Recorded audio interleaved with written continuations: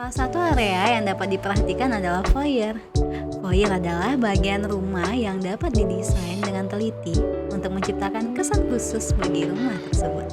Fungsi utama dari area perantara adalah sebagai ruang penerima tamu.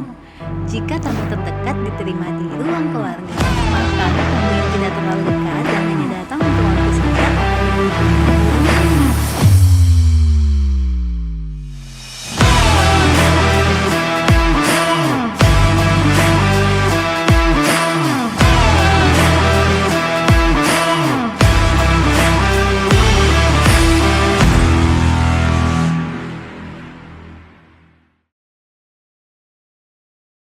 Halo sahabat Harmoni, jumpa lagi di channel YouTube kita, Harmoni Official. Sebelum lanjut ke konten kita, jangan lupa untuk semua sahabat Harmoni ikutin terus video-video kita biar gak ketinggalan info terbarunya. Terus jangan lupa like, komen, dan subscribe channel YouTube kita. Dan jangan lupa untuk aktifkan lonceng notifikasinya biar gak ketinggalan info menarik dari kita.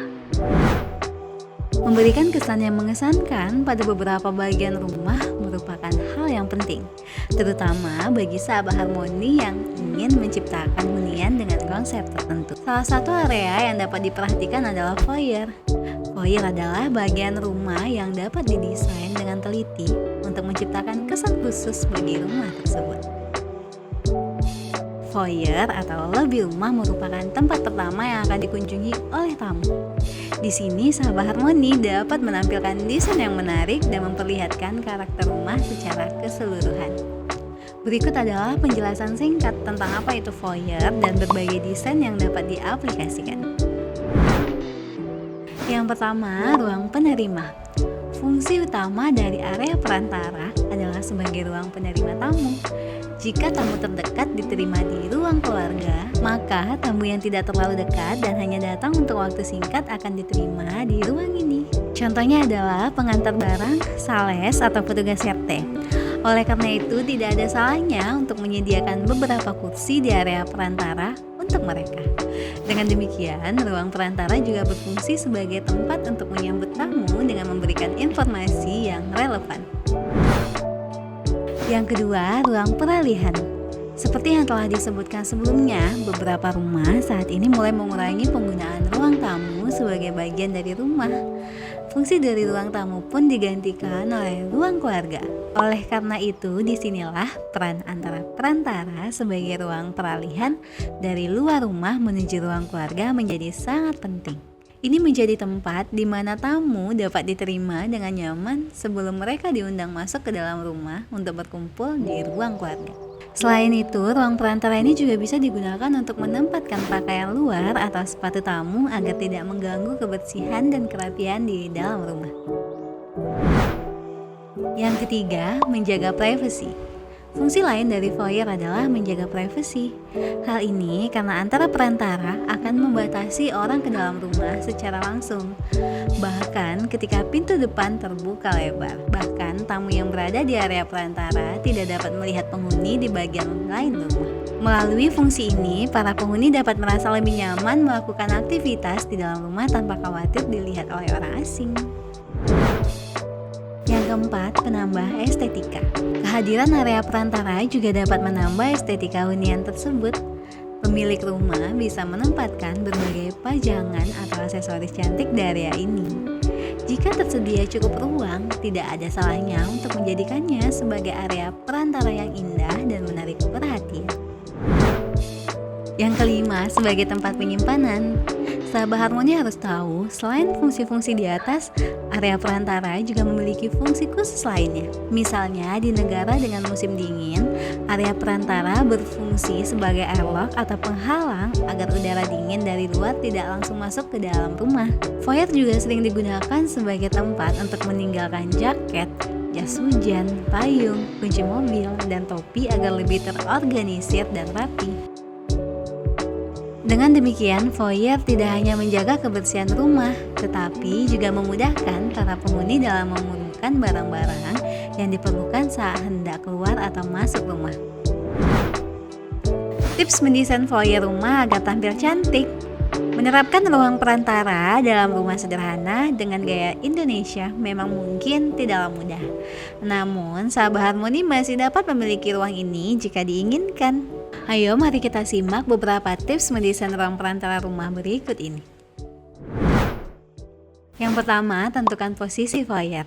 Berdasarkan konsep foyer, memang biasanya ditempatkan di bagian depan rumah setelah pintu utama.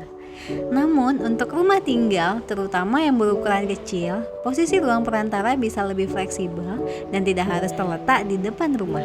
Foyer tidak harus berbentuk ruangan yang terpisah, cukup dengan area semi terbuka sudah mencukupi, terutama mengingat fungsi ruang perantara yang bersifat sebagai area publik. Beberapa lokasi alternatif yang dapat dijadikan ruang perantara antara lain dekat pintu samping atau pintu belakang rumah, di dekat balkon di lantai 2, atau bahkan di antara ruang-ruang utama seperti ruang keluarga atau ruang tamu. Dengan memilih lokasi yang tepat, ruang perantara akan tetap berfungsi dengan baik tanpa harus mengorbankan ruang di dalam rumah. Yang kedua, menetapkan fungsi foyer. Setelah menetapkan lokasi area perantara di rumah, langkah berikutnya adalah menentukan tujuan pembuatan area foyer tersebut. Contohnya, jika tujuannya adalah untuk menambah estetika, maka area ini dapat diisi dengan berbagai barang koleksi, vas bunga, bingkai foto, dan elemen dekoratif lainnya. Namun, jika ingin menjadikan area perantara sebagai ruang tamu tambahan atau tempat penyimpanan, dapat menambahkan furniture pendukung seperti gantungan hanger untuk pakaian, atau meja dan kursi untuk memberikan kenyamanan bagi penghuni rumah atau tamu yang datang. Dengan menyesuaikan fungsinya, area perantara dapat menjadi bagian yang berguna dan menarik dalam desain interior rumah. Ketiga, pilih furniture yang tepat. Selain menambahkan furniture sesuai fungsi foyer, Sabah Harmoni juga dapat mempertimbangkan untuk menambahkan cermin di atas meja pajangan. Mengingat foyer umumnya berada di bagian depan rumah, cermin ini juga berguna untuk mengecek penampilan sebelum Sabah Harmoni berpergian keluar. Lebih baik menggunakan furniture sederhana yang cukup untuk menyambut tamu secara sementara, namun tetap memadai untuk memenuhi kebutuhan ruang foyer. Yang keempat, tambahkan partisi. Dikarenakan tujuan utama foyer sebagai ruang pemisah antara area publik dan privat, kehadiran partisi menjadi hal yang sangat penting. Partisi dapat berupa elemen yang masif seperti pintu, dinding, rak pajangan, dan kaca. Tidak hanya terbatas pada barang-barang fisik, partisi juga dapat diwujudkan melalui perbedaan ketinggian lantai, perbedaan warna dengan ruang yang berdekatan, variasi level drop ceiling, atau bahkan perbedaan material penutup lantai. Dengan memperhatikan berbagai elemen ini, foyer dapat menjadi ruang yang efektif dalam memisahkan area publik dan privat dalam rumah. Yang kelima, menyesuaikan interior foyer dengan bagian dalam rumah lainnya. Tips terakhir yang tak kalah penting adalah menyesuaikan desain foyer dengan area rumah lainnya.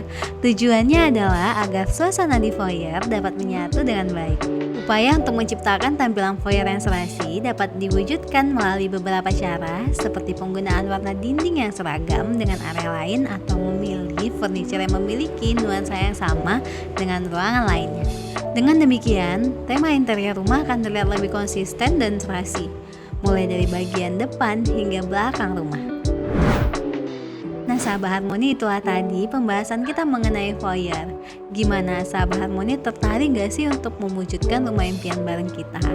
Jika tertarik, bisa hubungi dan konsultasi di nomor 0812 9666 3345 atau datang langsung ke kantor kita di Jalan Sekuntum Raya nomor 2B dari Pekanbaru.